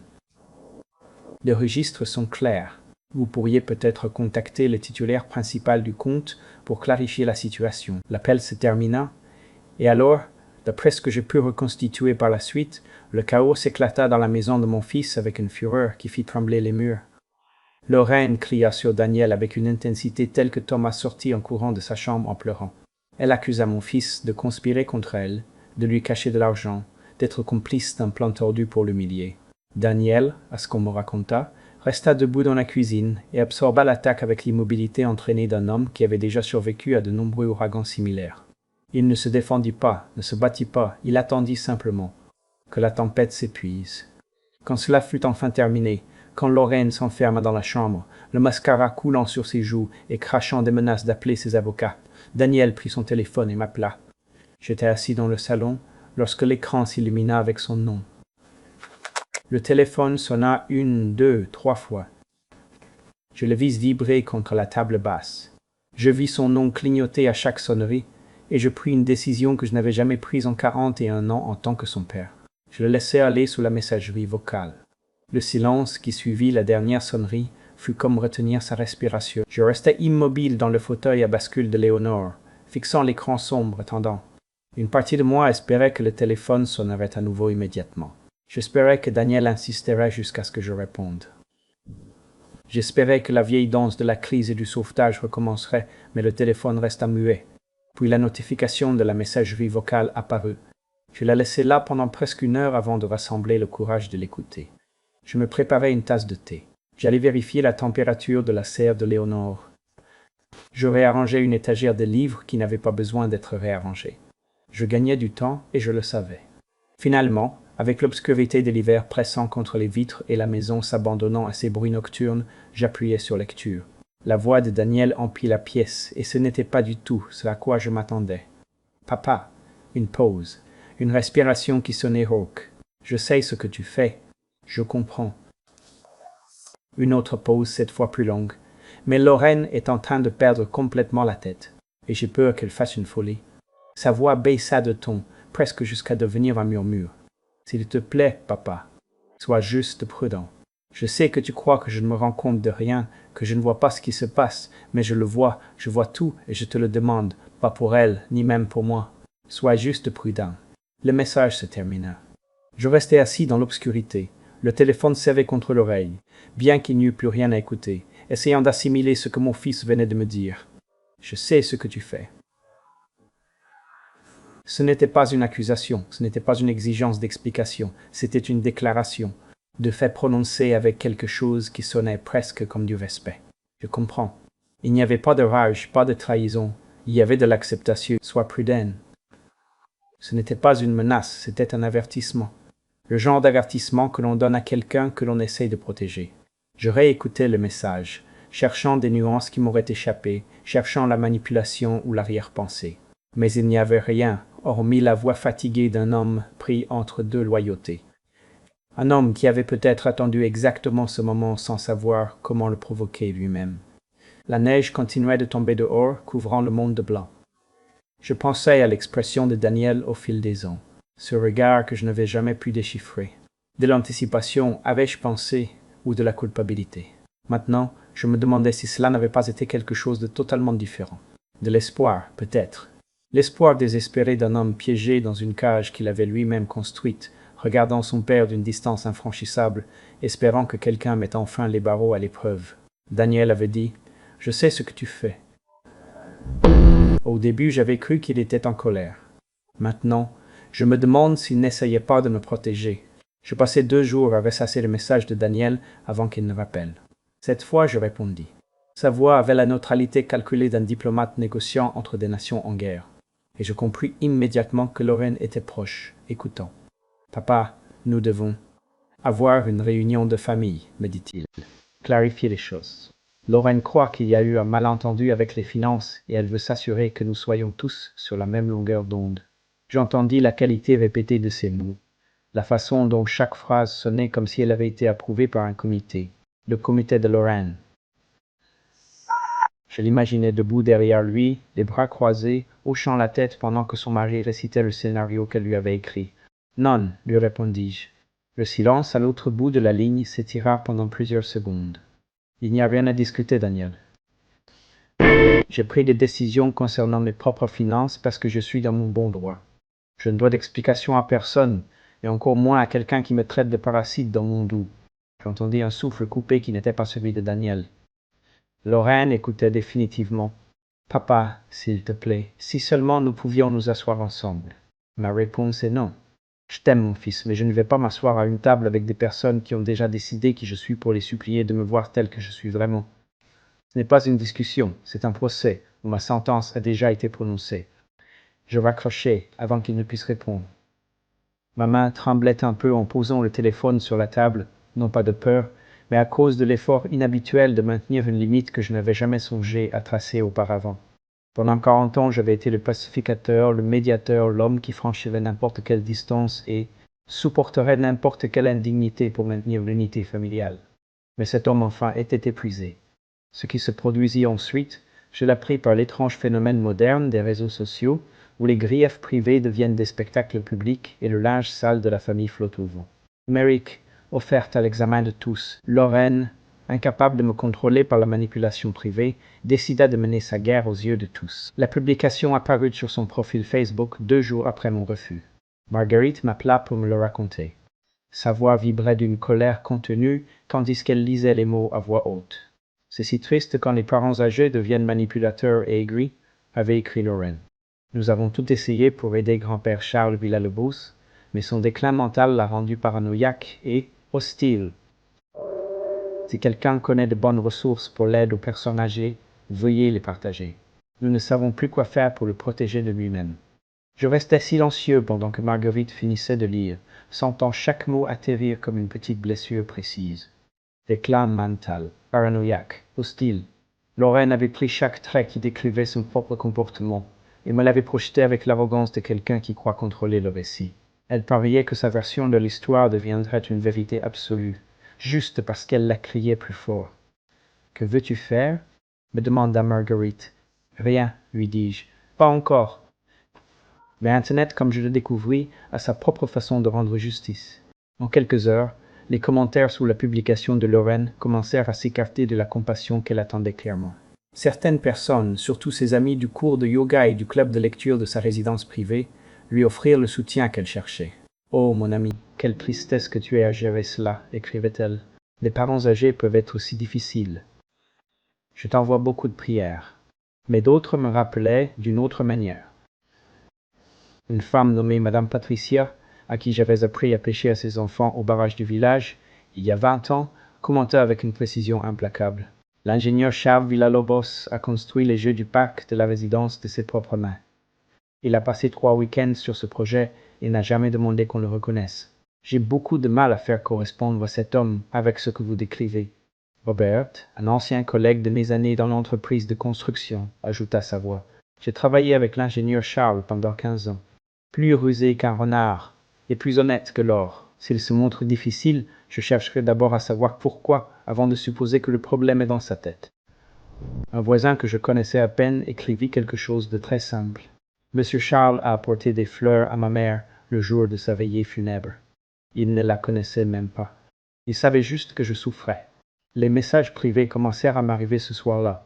Des gens avec qui je n'avais pas parlé depuis des années se frayèrent un chemin à travers l'éther électronique pour m'offrir leur soutien. « Ingénieur, j'ai vu ce que Lorraine a publié, disait un message. Ce n'est pas le Charles Villalobos que je connais. Pas du tout. Un autre disait « Yangui sous roche. Si vous avez besoin de quoi que ce soit, comptez sur moi. » Un troisième d'une femme dont je ne reconnaissais même pas le nom, qui m'avait rencontré une fois lors d'un événement caritatif et qui n'avait jamais oublié ma gentillesse envers son père âgé. « Vous avez passé 1 heure à discuter avec lui de pont, » écrivit-elle. « Mon père en a parlé pendant des semaines. Vous êtes un homme bon. Ne laissez personne vous dire le contraire. » Je lus chaque message lentement, savourant le cadeau inattendu d'être vu par des personnes que je n'avais jamais cherché à impressionner. Lorraine avait parié sur l'utilisation de l'opinion publique comme une arme, sur la transformation de la pitié en un gourdin qu'elle pourrait utiliser contre moi, mais elle avait mal calculé. Elle avait supposé que personne ne se souviendrait de l'homme que j'étais avant qu'elle n'entre dans ma vie, que la seule histoire qui importait était celle qu'elle déciderait de raconter. Et elle s'était trompée. Lorraine voulait que l'opinion publique soit son juge. Ce qu'elle ne savait pas, c'est que la vérité n'a pas besoin d'un avocat, elle a juste besoin de témoins. Marguerite frappa un grand coup le lendemain matin, avec la précision d'un chirurgien et la patience d'une femme qui avait passé 30 ans dans les tribunaux, attendant exactement le moment opportun pour présenter ses preuves. Elle ne me demanda pas la permission, ne me prévint pas de ce qu'elle prévoyait, elle agit simplement et, ce faisant, elle changea tout. Son commentaire apparut sous la publication de Lorraine exactement à 9 heures du matin, lorsque le plus grand nombre de personnes consulteraient leur téléphone avec le premier café de la journée. Je ne l'ai pas vu jusqu'à ce que Marguerite m'appelle pour me le lire, d'une voix chargée de la satisfaction silencieuse d'un joueur d'échecs qui vient d'annoncer échec et mat. Pour donner un peu de contexte, avait écrit Marguerite. Au cours des 15 dernières années, M. Charles Villalobos a soutenu financièrement la famille de son fils à hauteur d'environ 7 millions de pesos. Cela inclut une aide pour le paiement de l'hypothèque, le règlement de dettes de carte de crédit et une mensualité fixe, le tout remis de bonne foi, sans jamais demander de remboursement. Je tiens la documentation à la disposition de quiconque souhaiterait vérifier ces chiffres. J'ai été l'avocate patrimoniale et l'ami intime de la défunte Léonore Villalobos pendant 40 ans. Et je ne resterai pas les bras croisés à regarder la réputation d'un homme bon être détruite, précisément par ceux qui ont le plus bénéficié de sa générosité. Elle n'a rien joint, n'a accusé personne directement, elle a simplement mis les faits sur la table et laissé les chiffres parler d'eux-mêmes. Internet, j'ai appris, peut se retourner contre une personne à une vitesse époustouflante. En quelques heures, la publication de Lorraine est passée d'un hôtel de compassion à un peloton d'exécution. Les commentaires se sont multipliés de manière exponentielle, chacun plus venimeux que le précédent. « Attendez, il leur a donné combien d'argent » écrit quelqu'un. Et elle a encore le culot de le traiter de profiteur. Quelqu'un que je ne connaissais pas a fait ses propres calculs. Cela représente près de 40 000 pesos par mois pendant 15 ans. Qui subvenait aux besoins de qui, exactement? Les défenseurs de Lorraine se sont évaporés comme la brume sous les rayons du soleil. Les amis qui lui avaient envoyé des prières et des câlins sont restés silencieuses ou ont complètement supprimé leurs commentaires. Quelques âmes courageuses ont tenté de la défendre en suggérant que les chiffres de Marguerite pouvaient être exagérés, mais elles ont été rapidement noyées par le cœur de scepticisme qui s'était déchaîné contre Lorraine avec la férocité d'une foule. Réalisant qu'elle avait été dupée, Lorraine a supprimé la publication originale à midi. Mais les captures d'écran s'étaient déjà répandues au-delà de son contrôle. Le récit qu'elle avait construit avec tant de soin, l'histoire de la belle fille dévouée, luttant pour gérer un beau-père âgé et déclinant, gisait en ruine. À sa place se dressait une image complètement différente, celle d'une femme qui avait soutiré des millions de pesos au même homme dont elle se moquait maintenant en le traitant d'encombrement. J'ai passé l'après-midi dans un étrange état d'émotion suspendu, ni triomphant ni soulagé. Marguerite avait fait ce qu'il fallait faire, mais voir les secrets de ma famille exposés sur la place publique m'a laissé un vide dans l'estomac au lieu d'un sentiment de revanche. J'ai préparé le dîner sans en sentir le goût. J'ai regardé le journal télévisé sans écouter les nouvelles, et je me suis assis pour attendre ce qui allait suivre. Cela est arrivé à 20 heures avec un coup à la porte de ma maison. J'ai ouvert et j'ai trouvé Daniel debout sur le porche, les épaules couvertes de neige et quelque chose brûlant dans ses yeux que je n'avais jamais vu auparavant. Il avait l'air épuisé, plus vieux que ses 41 ans, mais en même temps d'une certaine manière plus léger, comme si un poids qu'il portait depuis très longtemps avait enfin commencé à disparaître. « Puis-je entrer » m'a-t-il demandé. Je me suis écarté sans dire un mot. Il est passé devant moi vers le salon et j'ai remarqué que ses mains tremblaient un peu. Il a plongé la main dans la poche de son manteau et en a sorti un petit objet, me l'offrant avec la gravité d'un homme qui présente l'épreuve de sa propre défense. C'était une clé housse ordinaire, insignifiante, plus petite que mon pouce. « Papa, a dit Daniel, et sa voix s'est brisée. Cela fait 18 mois que j'enregistre Lorraine. Chaque conversation où elle parlait de toi, chaque chose cruelle qu'elle a dite, chaque plan qu'elle a élaboré, il a dégluti sans détourner les yeux des miens. Je ne suis pas le lâche que tu crois que je suis. » Je montai un dossier pour le divorce. Les mots ont flotté dans l'air entre nous, préconfigurant tout ce que je croyais savoir sur mon fils. « Je voulais te le dire, a-t-il poursuivi, et maintenant les mots sortaient à la hâte. Tant de fois j'ai voulu t'expliquer, mais je ne pouvais pas risquer que Lorraine le découvre avant d'avoir suffisamment de preuves. Les lois de cet État permettent d'enregistrer des conversations si tu en fais partie. Tout ce qui se trouve sur cette clé est légal. Tout est utilisable pour un procès. » Il a laissé échapper un rire amer. Maman aurait apprécié l'ironie. Elle a toujours dit que j'aurais dû étudier le droit. Je regardais la clé USB dans ma main. Ce petit réceptacle en plastique contenait les vérités que je croyais perdues à jamais. 18 mois d'enregistrement. 18 mois de mon fils rassemblant des preuves en silence, alors que je croyais qu'il m'avait abandonné à mon sort. Pourquoi maintenant? Ai-je réussi à demander. L'expression de Daniel s'est adoucie jusqu'à devenir quelque chose qui ressemblait beaucoup à la paix. Parce que tu t'es enfin défendu. Parce que tu m'as montré qu'il était possible de lui tenir tête et de survivre. Il a pris une profonde inspiration. Et parce que maman m'a laissé une lettre, papa. Avant de mourir, elle m'a tout raconté sur la fiducie, sur Marguerite, sur ce qu'elle préparait. Elle m'a dit, quand tu seras prêt à te battre, je veux que tu te battes côte à côte avec ton père. Léonore, même depuis l'au-delà, continuait d'orchestrer notre salut. La clé USB était plus petite que mon pouce, mais elle contenait 18 mois d'une vérité que je croyais ne jamais entendre. Nous nous sommes assis à la table de la cuisine, la même table où Léonore et moi avions partagé 40 ans de cafés matinaux et de conversations nocturnes, et Daniel m'a tout raconté. La clé USB reposait entre nous, comme un pont traversant la distance qui était devenue si vaste que j'en étais venu à la croire infranchissable. Dehors, la neige continuait de tomber, enveloppant le monde dans un silence blanc, tandis que mon fils libérait enfin les mots qu'il avait gardés en lui pendant des années. Cela a commencé aux funérailles de maman, a-t-il dit d'une voix basse et ferme. Après l'inhumation, quand tout le monde présentait ses condoléances, je suis allé chercher Lorraine. Elle était dans le couloir, devant les toilettes, en train de parler au téléphone avec sa mère. Elle ne s'est pas rendue compte que j'étais là. Il a marqué une pause et j'ai vu sa mâchoire se serrer en se remémorant. Elle a dit « Au moins maintenant, il y a une personne de moins entre nous et l'argent. » Ce furent ses mots exacts. Papa, debout dans l'église où nous venions de dire adieu à ma mère. Et c'était la seule chose à laquelle elle pensait. Pas à la douleur, pas à la perte, seulement à l'héritage qu'elle croyait lui tomber du ciel. Je sentis un froid profond s'installer dans ma poitrine. Je savais que Lorraine était calculatrice. Je soupçonnais ses motivations depuis des années. Mais entendre cela, savoir qu'elle avait prononcé ces mots, alors que le corps de Léonore n'était pas encore froid, a transformé le soupçon en une certitude si catégorique qu'elle ne laissait aucune place au doute.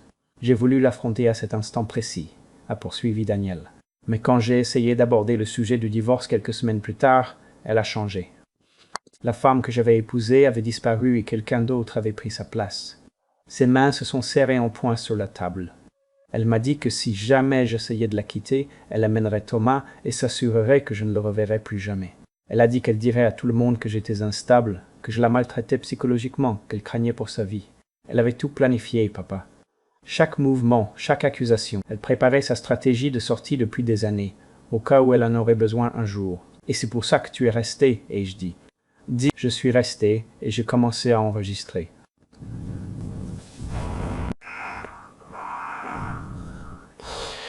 Il m'a regardé avec des yeux qui ne contenaient pas un gramme de honte, seulement de l'épuisement.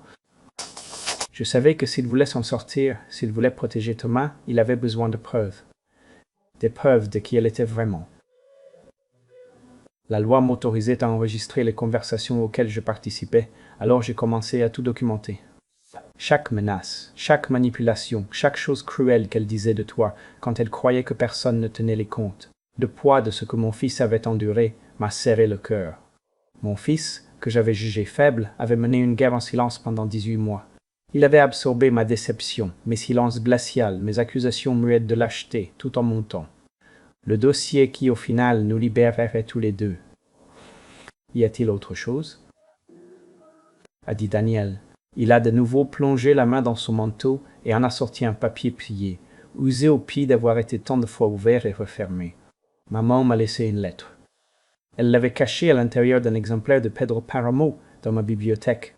Elle savait que c'était le seul livre que Lorraine ne toucherait jamais.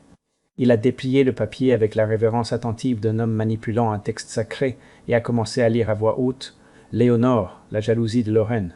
Je l'ai toujours su. Une mère voit des choses que l'amour d'un père l'empêche parfois de voir. Je l'ai vu calculer chaque marque d'affection, mesurer chaque cadeau en fonction de ce qu'elle pourrait en tirer. Et je t'ai vu souffrir en silence parce que tu crois qu'il n'y a pas d'issue. » La voix de Daniel a tremblé, mais elle est restée ferme. « Tu n'es pas piégé, mon enfant. C'est juste que tu ne parviens pas encore à voir la porte. Comme tu seras prête à te battre, je veux que tu saches que j'ai laissé des outils pour toi et pour ton père. Cherche Marguerite. Elle t'expliquera tout. Et quand le moment sera venu, tiens-toi aux côtés de ton père, comme je sais que tu désires le faire.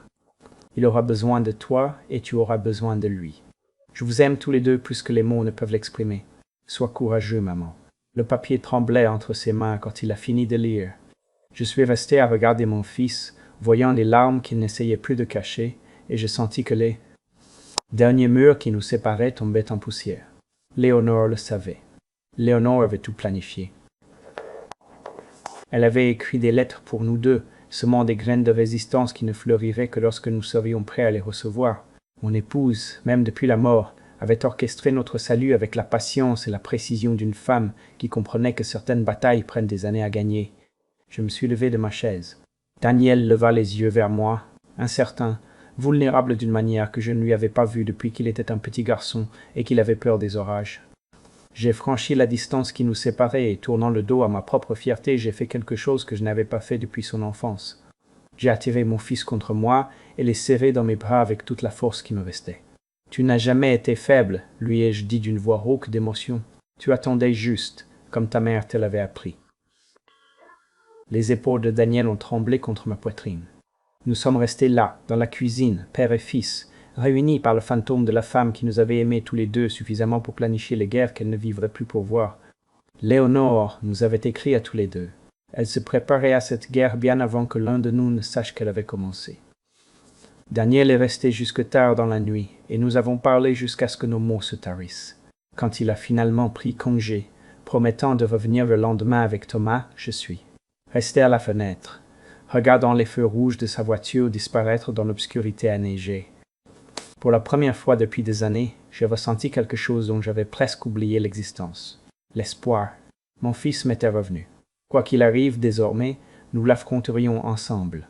Mais je savais que Lorraine n'allait pas rester les bras croisés. Les femmes comme elle ne s'abandonnent pas en silence. Elle redouble la mise. L'avertissement est arrivé 3 jours plus tard, par la bouche de Daniel, d'une voix tendue par une fureur contenue.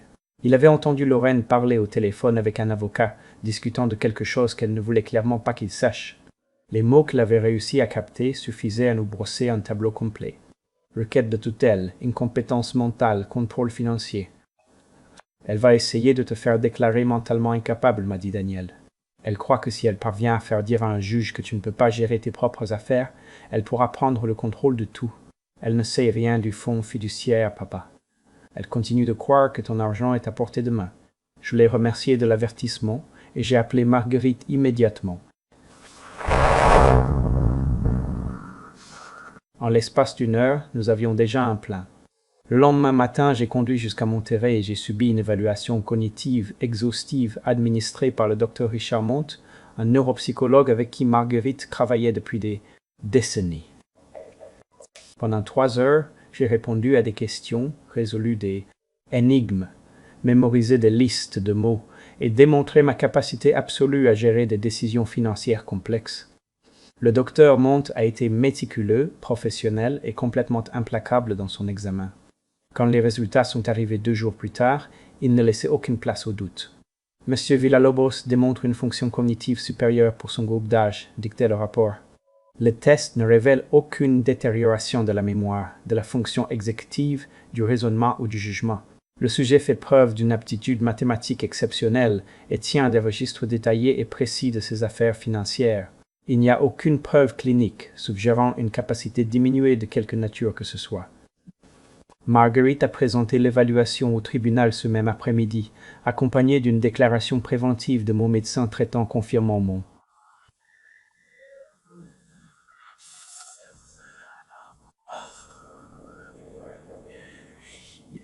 Beigard, et c'est apprenti qu'on c'est fou.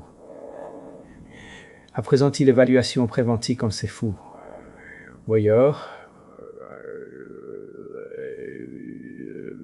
Excellente santé physique et mentale. Nous construisions une forteresse de papier et Lorraine ne savait même pas qu'elle était sur le point de s'écraser de plein fouet contre un mur qu'elle ne pouvait pas voir. Sa requête est arrivée 1 semaine plus tard. Je l'ai lue avec un étrange sentiment de détachement, comme si j'observais la vie de quelqu'un d'autre, disséqué dans un document.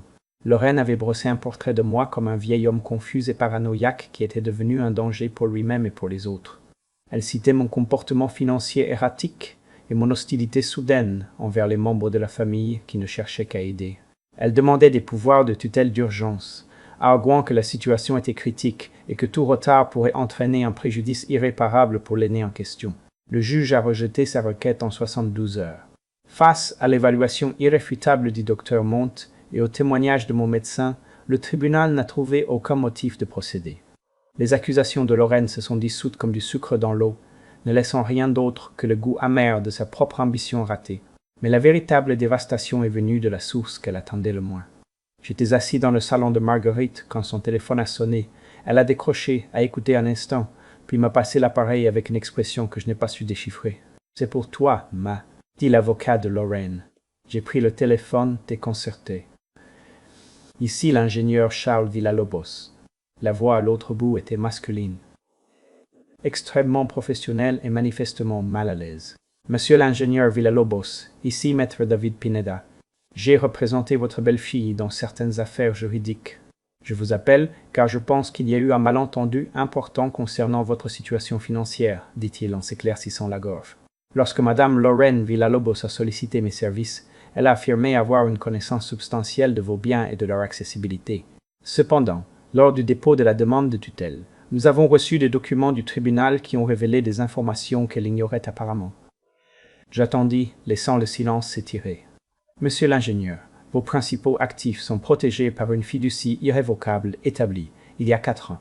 La constituante de la fiducie était votre défunte épouse, Madame Léonore Villalobos. L'administratrice fiduciaire est maître Marguerite Cienfuegos. Il marqua une pause, et je pus entendre le froissement de papier que l'on feuilletait. Il y a une clause très spécifique dans les documents de la fiducie. Si une partie quelconque dépose ce que le document définit comme une demande de tutelle de mauvaise foi à votre encontre, certaines mesures de protection sont automatiquement activées. Les biens deviennent entièrement inaccessibles à tout membre de la famille, sauf par des distributions approuvées exclusivement par l'administratrice fiduciaire. Ces mots m'enveloppèrent comme une pluie tiède en été. Léonore, ma Léonore.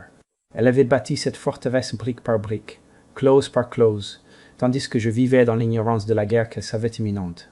Qu'est-ce que cela signifie pour les prétentions de ma belle-fille? Demandai-je, bien que je connaisse déjà la réponse. Cela signifie qu'elle n'a aucun droit, monsieur l'ingénieur, absolument aucun.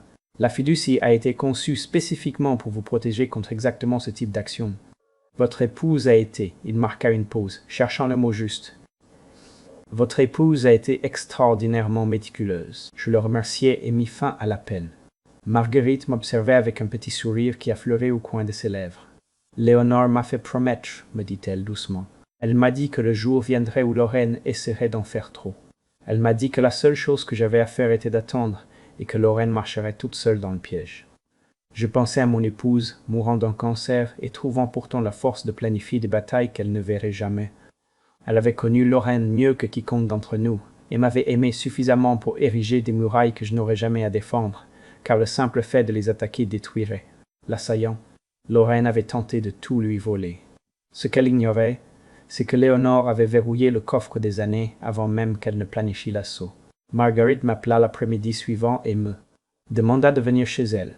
Sa voix portait un poids que je ne lui avais jamais entendu auparavant, une solennité qui m'indiquait que nous étions arrivés à un moment qu'elle anticipait depuis des années. Lorsque je me garai, elle m'attendait déjà sur le porche malgré le froid mordant, serrant une enveloppe de couleur crème contre sa poitrine. « Les conditions sont remplies, me dit-elle, tandis que je montais les marches. Les instructions de Léonore étaient très spécifiques. Cette enveloppe ne devait être ouverte que si quelqu'un déposait une demande de tutelle de mauvaise foi contre toi. Elle tendit les mains, m'offrant l'enveloppe comme un prêtre qui donne un sacrement. « C'est l'heure, Charles. » Nous entrâmes dans la maison, et je m'assis à la table de sa cuisine, tandis qu'elle préparait un thé qu'aucun d'eux. Nous deux n'allaient boire. L'enveloppe semblait plus lourde que le papier et l'encre. Elle semblait chargée de secrets, d'amour et du fantôme d'une femme qui m'avait compris mieux que je ne m'étais jamais compris moi-même. Mon nom était écrit sur le devant avec la calligraphie élégante de Léonore, bien que les lettres tremblassent légèrement à cause de la maladie qui la consumait déjà lorsqu'elle les traça. Je rompis le sceau avec précaution, comme si l'enveloppe elle-même était une relique, et en sortis 2 documents. Le premier était une épaisse liasse de papiers légaux. Les documents de la fiducie que Marguerite avait mentionnés. Je les mis de côté pour les examiner plus tard. Le second était une lettre, 3 pages de l'écriture de Léonore, et je la lus immédiatement avec avidité, désespéré d'entendre sa voix. Une fois de plus. « Mon très cher Charles, » commençait-elle, et je pouvais l'entendre prononcer les mots. Je pouvais la voir assise à son bureau dans la chambre que nous avions partagée pendant 4 décennies. « Si tu lis ceci, alors j'avais raison à leur sujet, et je le regrette plus que tu ne peux l'imaginer. Je ne regrette pas d'avoir préparé tout cela, mais il me fait mal que cela ait été nécessaire. Je regrette que notre fils ait épousé une femme qui t'a vu comme un obstacle plutôt que comme un père. Je regrette de ne pas avoir pu te dire de mon vivant ce que je savais être la vérité. Je fis une pause, m'agrippant à la table pour supporter la marée d'émotions qui montait dans ma poitrine. Tu les aurais défendus, continuait la lettre. Tu aurais cherché des excuses. Tu aurais vu de la bonté là où il n'y en avait pas une once. Tu aurais trouvé des raisons de pardonner ce qui n'aurait jamais dû être toléré. C'est comme ça que tu es, Charles. C'est pour ça que je suis tombée amoureuse de toi il y a 50 ans, et c'est pour ça que je t'aime toujours. Ta foi en les gens est la chose la plus belle et la plus dangereuse que tu possèdes. J'avais raison. J'aurais lutté contre elle à chaque étape. J'aurais insisté sur le fait que Lorraine méritait une autre chance, que la loyauté familiale exigeait patience et grâce. J'aurais eu tort et Léonore le savait. J'ai donc fait ce que je devais faire en secret. Marguerite m'a aidé à établir la fiducie en utilisant l'héritage de mes parents, cet argent qui a toujours été exclusivement le mien. Le mien, je l'ai nommée administratrice, parce que je savais que tu ne soupçonnerais jamais que la meilleure amie de ta femme complotait dans ton dos. J'ai presque pu voir Léonore sourire en écrivant ces mots. Les clauses sont simples, mais absolues. Si quelqu'un tentait un jour de te déclarer incompétent par pure avidité et non par une préoccupation sincère, la fiducie protégerait tout ce que j'ai placé sous sa garde. Ils ne peuvent pas y toucher, ils ne peuvent pas le réclamer, ils ne peuvent pas utiliser la loi pour voler ce que tu as mis toute une vie à gagner.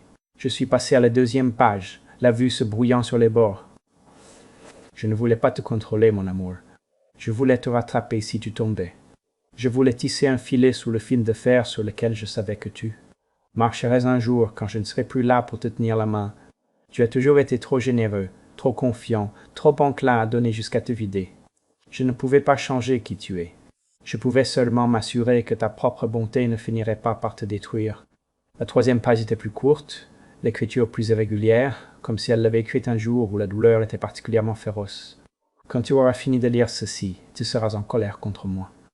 Tu te sentiras trahi, manipulé, traité comme un enfant à qui on ne peut pas faire confiance avec la vérité, et tu auras toutes les raisons de te sentir ainsi. Je t'ai gardé des secrets, Charles.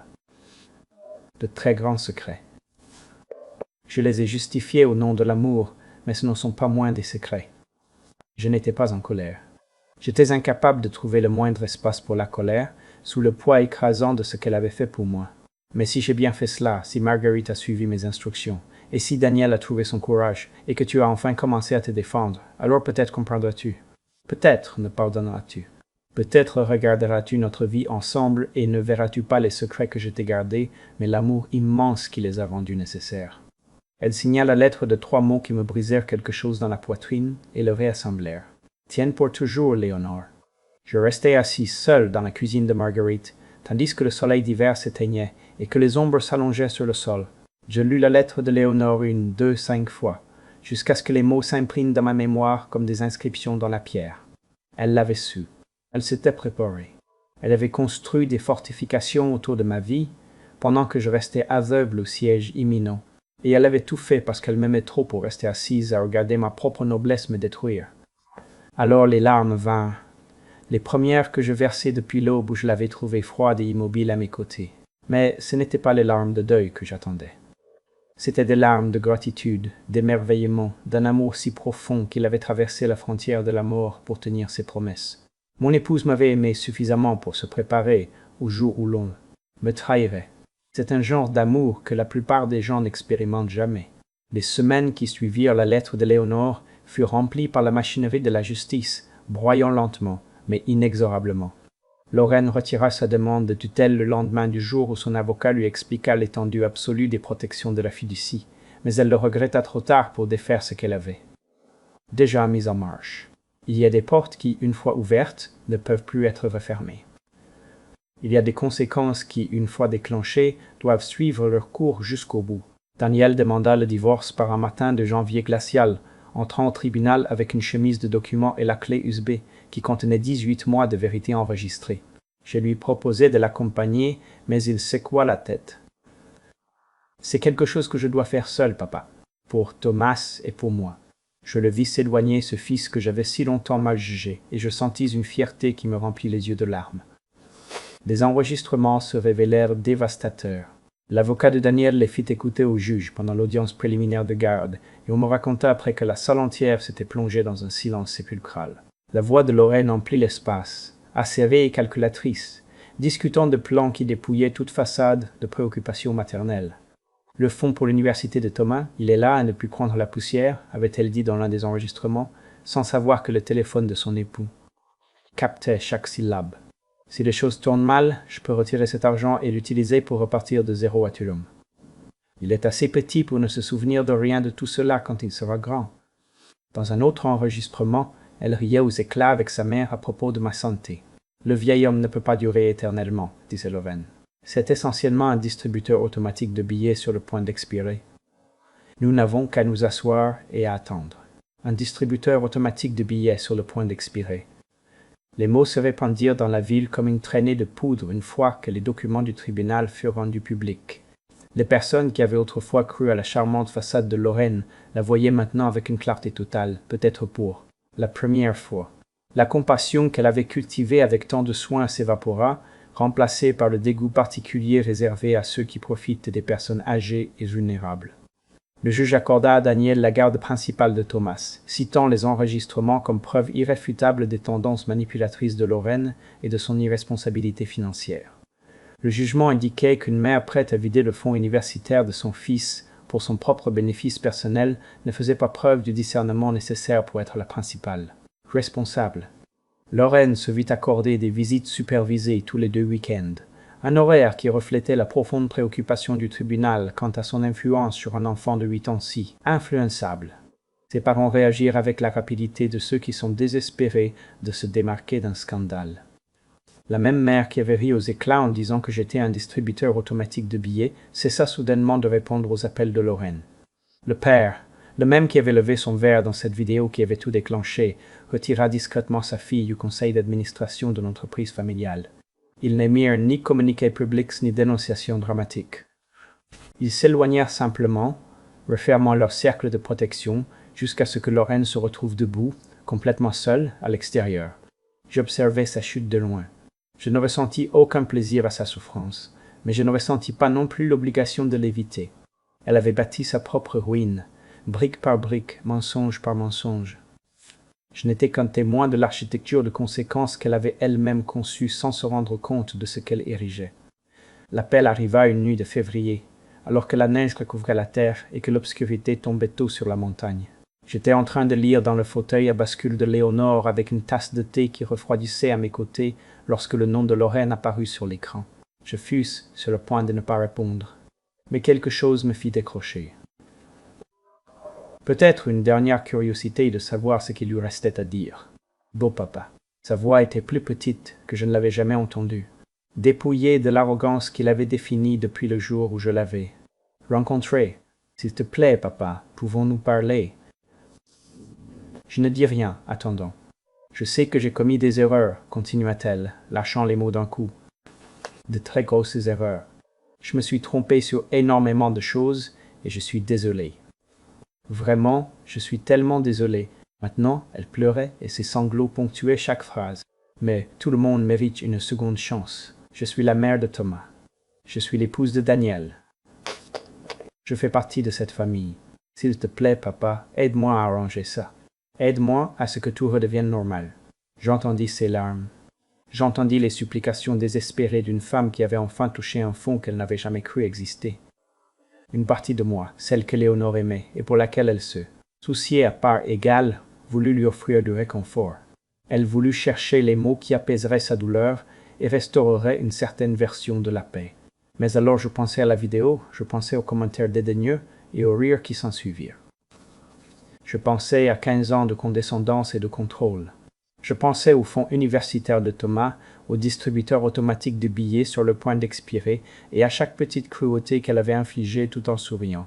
Ce sourire qui n'atteignait jamais ses yeux. « Lorraine, lui dis-je d'une voix très basse, tu as eu 15 ans d'opportunité, 15 ans pour me traiter avec la plus élémentaire des décences humaines, 15 ans pour être l'épouse que mon fils méritait et la mère dont Thomas avait besoin. » Je fis une pause, laissant les mots tomber de tout leur poids.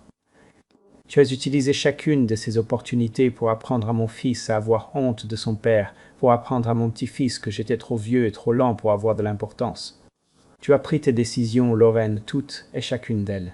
Et maintenant, tu auras tout le temps de réfléchir au prix de ces décisions. Je raccrochai avant qu'elle ne puisse répondre. Le téléphone sonna de nouveau immédiatement. Je le laissai partir sur la messagerie vocale. Il sonna 3 fois de plus cette nuit-là, chaque appel plus court que le précédent, jusqu'à ce que finalement le silence s'installe sur la maison comme une couverture de neige fraîche. La voix de Lorraine avait tremblé, mais ce n'était plus de rage. Pour la première fois, elle comprenait exactement tout ce qu'elle avait perdu.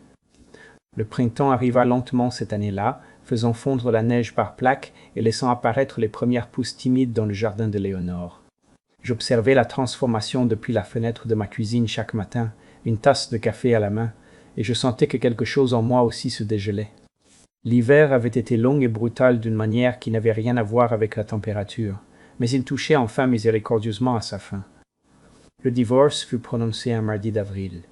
Daniel m'appela depuis le parking du tribunal, sa voix empreinte d'un mélange d'épuisement et de soulagement que je reconnus de mon propre cheminement à travers le deuil. « C'est fait, papa, me dit-il. C'est vraiment fini. » Je lui dis de venir dîner, et il arriva ce soir-là avec Thomas.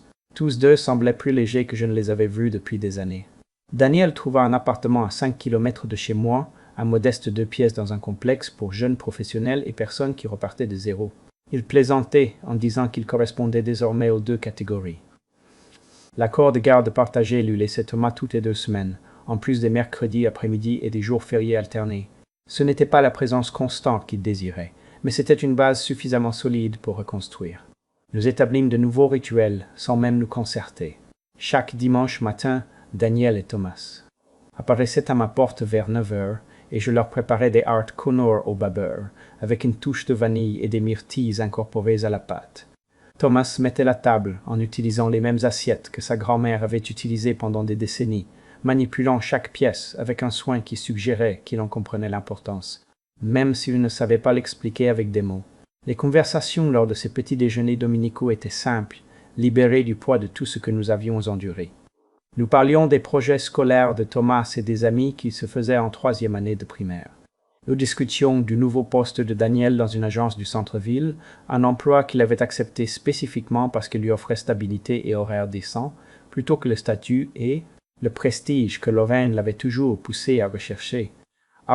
Nous planifions des voyages de week-end à la montagne et débattions des légumes à planter dans le potager que je préparais pour le printemps. Nous ne parlions pas de Lorraine. Son nom devint un silence que nous choisîmes de partager, non par évasion, mais parce que le cycle s'était refermé. Il n'y avait plus rien à analyser, aucune blessure qui nécessitait d'être examinée à nouveau. Elle était devenue une partie de notre passé, un chapitre que nous avions clos et rangé dans la bibliothèque sans la moindre intention de le relire. Les silences entre nos mots devinrent confortables d'une manière qu'ils n'avaient jamais été. Daniel s'asseyait à la table de la cuisine, regardant Thomas dévorer les hotcakes avec cet appétit de puits sans fond qu'ont les enfants, et je le voyais sourire sans aucune raison particulière. Parfois, je me surprenais à le regarder, et j'acquiesçais légèrement d'une reconnaissance qui n'avait pas besoin de traduction. Nous redevenions enfin père et fils, après des années d'une distance que ni l'un ni l'autre n'avait su comment réduire. Je trouvai la lettre un samedi après-midi fin mai, alors que je nettoyais les derniers recoins du bureau de Léonore. La pièce était restée presque intacte depuis sa mort, un petit musée de sa présence que je me refusais à perturber. Mais le moment était venu de réclamer l'espace, d'honorer sa mémoire en l'utilisant plutôt qu'en le préservant dans du formol. L'enveloppe était cachée à l'intérieur d'une magnifique édition de Pedro Páramo qu'elle gardait sur son bureau, le même livre qu'elle avait lu durant ces dernières semaines. Elle était adressée à Daniel, de sa calligraphie soignée, mais elle n'avait ni timbre postal ni preuve qu'elle avait jamais tenté de l'envoyer par la poste. Elle devait l'avoir écrite quelques jours seulement avant de mourir, quand le cancer lui avait volé ses forces, mais pas sa lucidité. Je tins l'enveloppe un long moment, sentant son poids, sa promesse. Puis je la mis de côté et terminai de nettoyer, attendant l'arrivée du dimanche. Daniel arriva le lendemain matin avec Thomas comme toujours, et nous mangeâmes nos Art Connor en parlant de choses sans importance. Quand Thomas sortit jouer dans le jardin, je pris l'enveloppe de la cheminée où je l'avais posée et la tendis à mon fils sans lui donner d'explication.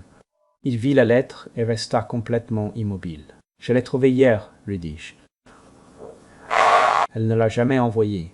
Je crois qu'elle voulait que tu la trouves toi-même, le moment venu. » Daniel ouvrit l'enveloppe, les mains tremblantes, et en sortit une seule feuille de papier. J'observais son visage pendant qu'il lisait.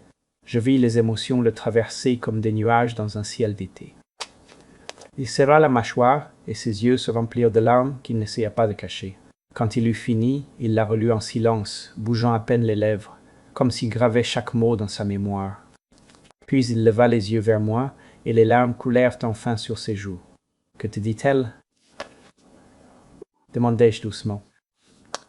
Il me tendit la lettre, incapable de parler. Je la pris et lus les derniers mots de Léonore à notre fils. « Mon bel enfant » avait-elle écrit. « Tu n'as jamais été faible, tu attendais juste la permission d'être fort. Je te la donne maintenant. Sois l'homme que ton père a élevé. Je t'aime. Je t'aime, je t'ai toujours aimé, et je veillerai sur vous deux jusqu'à ce que nous nous retrouvions. Maman. » Je pliai la lettre avec le plus grand soin et la rendis à Daniel. Il la serra contre sa poitrine, juste au-dessus de son cœur, et continua de pleurer. « Elle me manque tellement, papa, » me dit-il d'une voix brisée. « Moi aussi, mon fils. Chaque jour que Dieu fait. Une année s'écoule très différemment quand on ne compte plus les jours en attendant que quelque chose change. » Les saisons tournèrent sans hâte, chacune apportant ses propres cadeaux silencieux. L'été brûla sur les collines et s'éteignit lentement pour se transformer en l'eau de l'automne. L'hiver revint avec son silence familier, puis céda une fois de plus la place au printemps.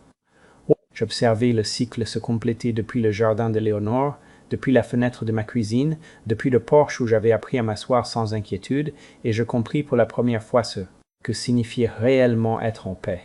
J'apprenais des choses sur Lorraine de temps en temps, par ces canaux périphériques qui véhiculent l'information dans les villes, que vous la cherchiez ou non.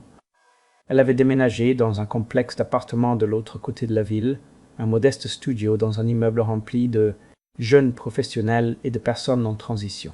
La maison qu'elle et Daniel avaient partagée, celle-là même pour laquelle je leur avais versé la compte il y a 15 ans, fut vendue dans le cadre de l'accord de divorce. Sa part de bénéfices, après liquidation des dettes, lui suffit à peine pour couvrir 6 mois de loyer. Elle trouva un emploi dans une compagnie d'assurance du centre-ville, un poste administratif de niveau intermédiaire qui payait juste assez, mais qui ne lui offrait rien du statut qu'elle avait jadis, considéré comme son droit de naissance. Ses réseaux sociaux, qui débordaient autrefois d'images soignées de succès et de sophistication, restèrent muets. Les amis qui se réunissaient jadis à ces dîners élégants et riaient de ses blagues sur le beau-père qui perdait la tête, cessèrent de l'appeler. Un par un, ils s'éloignèrent, attirés vers d'autres orbites qui promettaient plus de chaleur et moins de complications. Je ne ressentis aucun plaisir à la voir dépérir. Cela me surprit au début. Cette absence de satisfaction à voir la femme qui m'avait traité de parasite, réduite à une vie d'anonymat silencieux. Mais la vengeance, j'apprenais, n'avait jamais été ce que je cherchais vraiment. Je voulais de la reconnaissance, je voulais du respect, je voulais cesser d'être invisible pour les personnes qui auraient dû me voir avec plus de clarté. La chute de Lorraine ne me donna aucune de ces choses. Seul le temps, la vérité et la reconstruction patiente de ce qui avait été brisé purent y parvenir. Daniel s'épanouit d'une manière que je n'osais même pas espérer. Son nouveau travail lui convenait, il lui demandait juste assez pour le maintenir motivé, mais pas au point de l'épuiser. Il avait maintenant du temps pour les choses qui comptaient vraiment, du temps pour être l'entraîneur de l'équipe de baseball junior de Thomas, du temps pour m'accompagner pêcher dans les barrages de montagne que Léonore et moi aimions tant, du temps pour devenir l'homme qu'il avait toujours été capable d'être, une fois libéré du poids d'un mariage qu'il avait étouffé pendant des années. Il commença à fréquenter quelqu'un à l'automne. Une femme nommée Sarah qu'il avait rencontrée au travail. Elle était aimable avec la simplicité des personnes qui n'ont rien à prouver, sincère dans son intérêt et sans barrière dans son affection. La première fois que Daniel l'amena au petit déjeuner du dimanche, je l'observais discuter avec Thomas et je vis immédiatement ce que mon fils avait vu en elle. Elle écoutait attentivement quand l'enfant parlait de sa collection de dinosaures. Elle riait de ses blagues sans cette qualité théâtrale et jouée qui avait toujours marqué la relation de Lorraine avec son propre fils. Elle était, à tous égards importants, l'antithèse de la femme qui l'avait précédée. Thomas s'adapta à sa nouvelle réalité avec cette résilience que les enfants montrent souvent quand les adultes s'attendent à ce qu'ils s'effondrent. Thomas rendait visite à sa mère, Lorraine, les week-ends qui lui étaient attribués, respectant l'accord de garde avec une acceptation docile. Cependant, il demandait de plus en plus souvent à passer son temps libre chez son grand-père Charles, où il y avait toujours un thé fraîchement préparé qui refroidissait sur le comptoir et quelqu'un. Avec une patience infinie pour répondre à ces questions. Pourquoi le ciel est-il bleu? Comment les ponts ne s'effondrent-ils pas? Ou est-ce que les poissons sont tristes? Pendant ces mois, je suis devenu le grand-père que j'avais toujours voulu être. Le grand-père que Lorraine m'avait empêché d'être par sa gestion calculée de mes visites et ses insinuations subtiles selon lesquelles j'étais trop vieux, trop lent, trop insignifiant pour compter. Thomas et moi avons assemblé des maquettes d'avions. Nous avons planté des légumes dans le jardin d'Éléonore et avons célébré lorsque les premières tomates ont mûri sur la vigne.